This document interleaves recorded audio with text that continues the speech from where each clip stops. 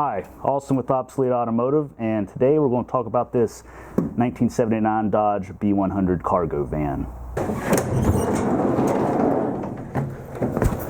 Sliding door.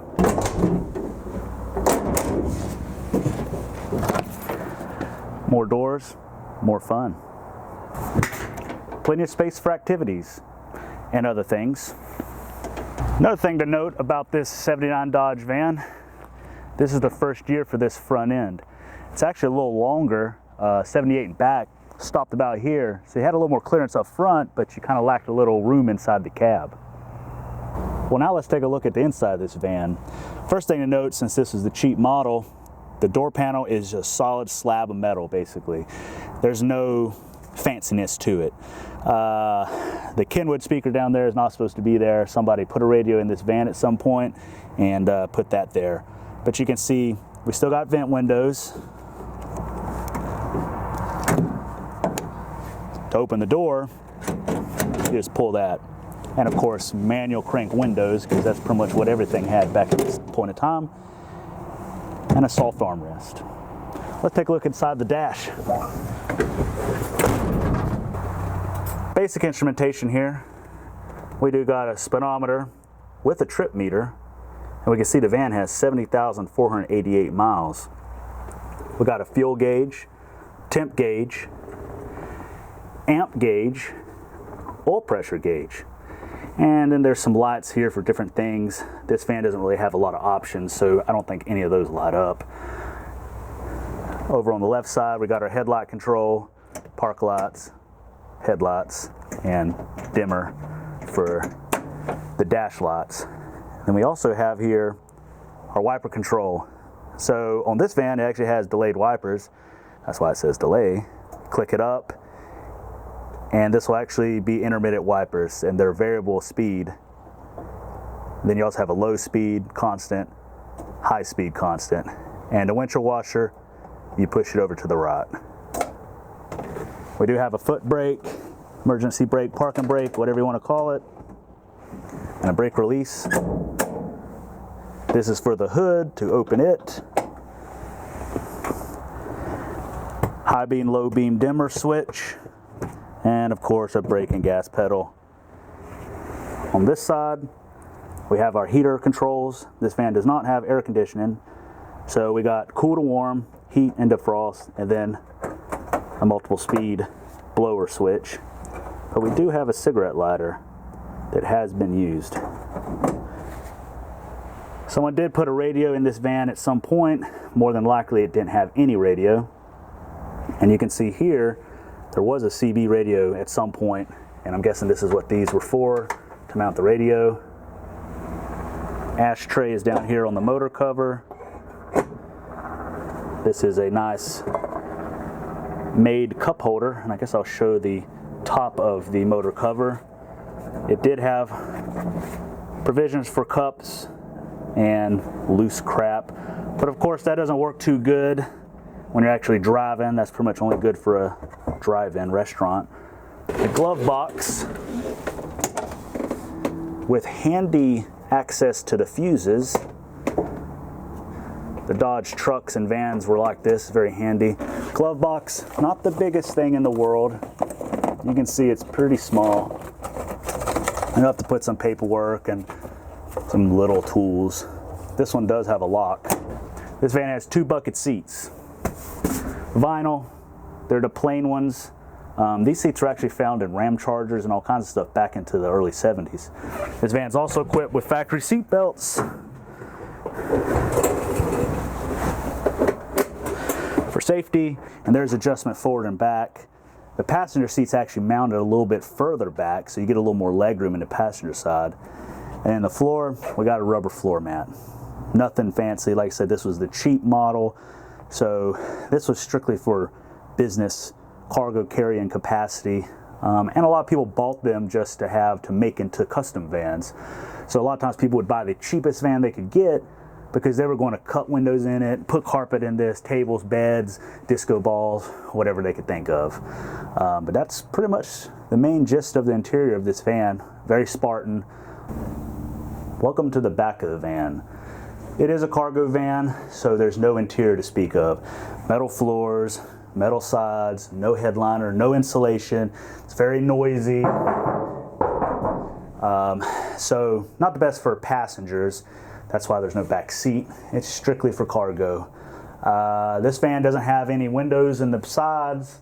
You could get windows, I guess, technically in a cargo van, but this one doesn't have it. Your spare tire and jack and everything's mounted over here. And basically, there's not much to talk about back here. It's just for hauling things. One thing to see is how this back door opens. Some people might not be familiar with it, but in order to open the door, you do have a lock, unlock. This one, you just pull it, and that opens. This side, you have to pull this handle down, and you hold it all the way down, and it'll open. To shut the door, pull it all the way shut, and it's latched. And this one, you just pull it, so then you got them both latched. Pretty simple. And that's about all you really need to see back here. It's just a cargo van. This van is equipped with the slide-in side door. In order to shut it, there is a latch here, and you will push this latch down, slam the door while pushing down on this latch, and it'll latch the front and back. And it is loud and noisy, but that's how it works. In order to open it, you just pull it back. And there you go.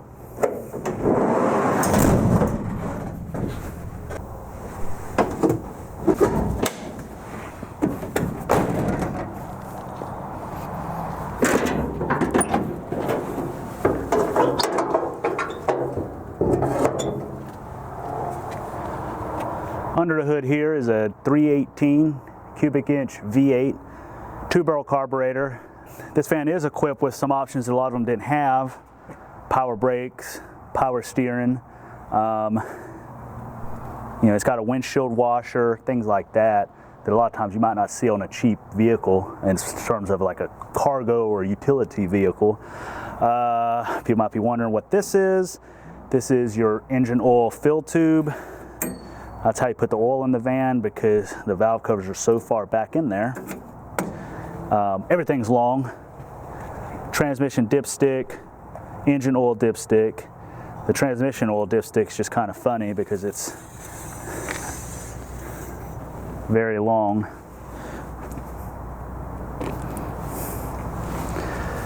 But it's got to go all the way to the back. So that's how you check your transmission fluid.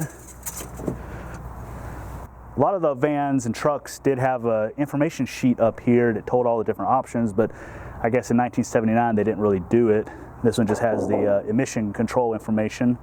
Important note, don't drip any brake fluid on the plastic grill, probably because it'll eat the paint off of it.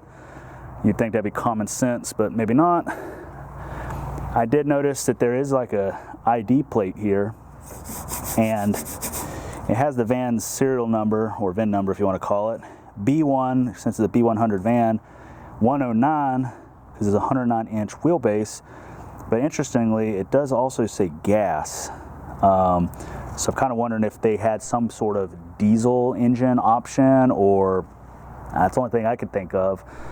Maybe for export, or maybe for some fleets you could get like a Perkins diesel, because Chrysler was known to use Perkins diesels all the way back into the 50s.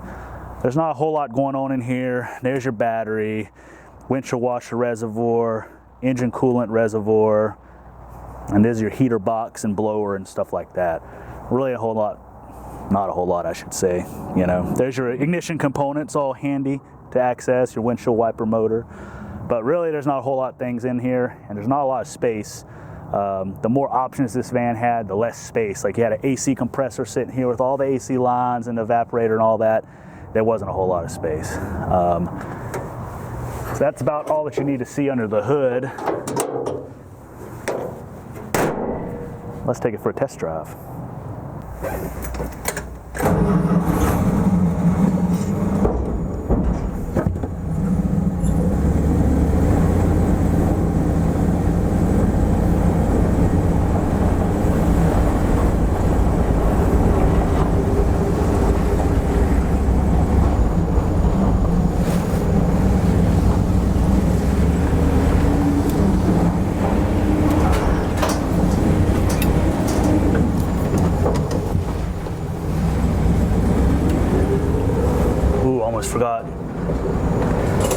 safety first.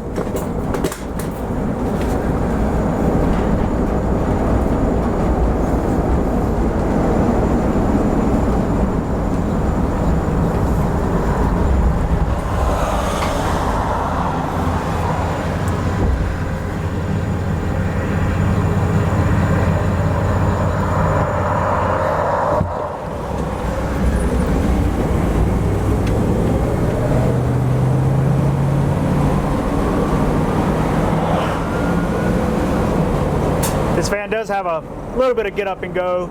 It's not going to break your neck with this acceleration, but it's not too big of a slouch either. Yeah, that kickdown doesn't do a whole lot. This van is equipped with cruise control. It's right here on the turn signal stalk, and I can't really show how it works when I'm on this 2-lane road. But it does work, and it is pretty handy. I drove this van back from California last winter, and having cruise control is pretty nice, so your foot doesn't just get all achy pushing down on the accelerator the whole time.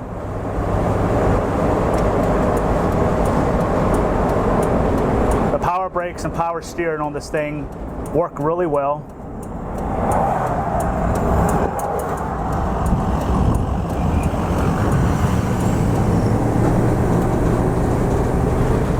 To use this cruise control, you just flip it on, then you hit there's a little button on the side to set it,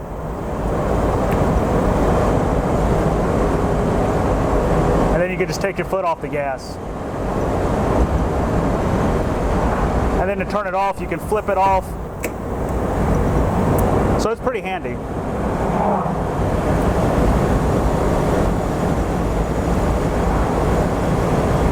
And we do got a pretty loud horn.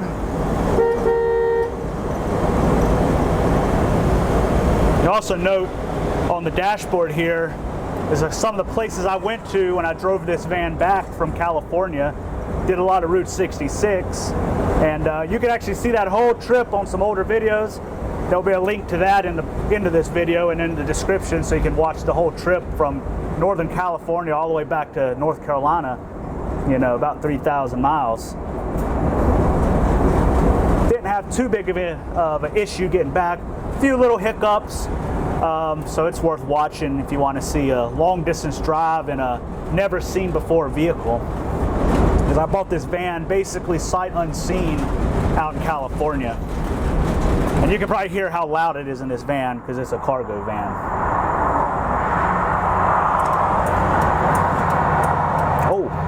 Oh yes, the carburetor cleaner. Always good to have in your vehicle for starting fluid, for cleaning things, for many different applications, including self-defense, because this does not feel good in the eyes, because I've actually accidentally sprayed myself with this, and it will definitely work on deterring would-be carjackers or thieves or whatever.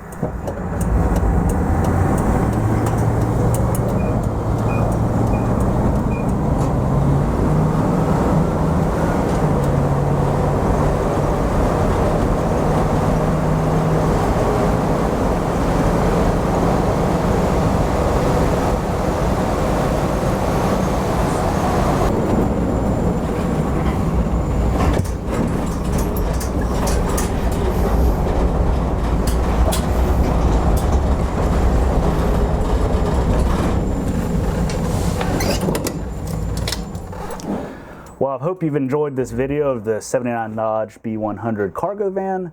Be sure to like, subscribe, and follow here on YouTube and also on my Instagram, which is @Obsolete Automotive. It really helps the channel and get the word out, and if you liked it, you might want to see what else comes in the future. Got plenty more cars I haven't even made videos of, and I'm always getting more. So, see you on the next one. Oh no! Let's try that again. What in the world? Okay, maybe I need to close it like that. What, like that? Sliding door. This takes up a lot less space, and now it's stuck again.